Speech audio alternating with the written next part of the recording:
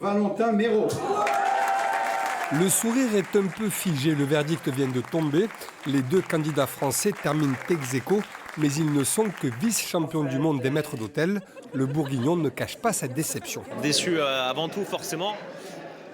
Après, voilà, il fallait un gagnant. C'est pas moi. Je suis deuxième ex aequo, en plus avec Elsa, ma compatriote, donc c'est chouette. Voilà, c'est mitigé, quoi. C'est chouette, mais c'est décevant. Après, j'ai hâte de débriefer avec les jurys, savoir qu'est-ce qui a pêché et comprendre pourquoi. Surtout ça. Ouais.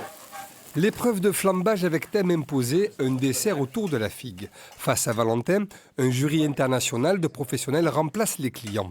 Il note la technique, bien sûr, mais aussi l'attitude globale du candidat jusqu'au sourire. C'est révélateur d'un niveau, d'un très haut niveau, je vais dire d'excellence, parce que ce matin, les candidats avaient tous très bien préparé les épreuves. Nous avions des choses très différentes les unes des autres, mais en même temps abouties et qui se voulaient originales, authentiques, faites avec le cœur.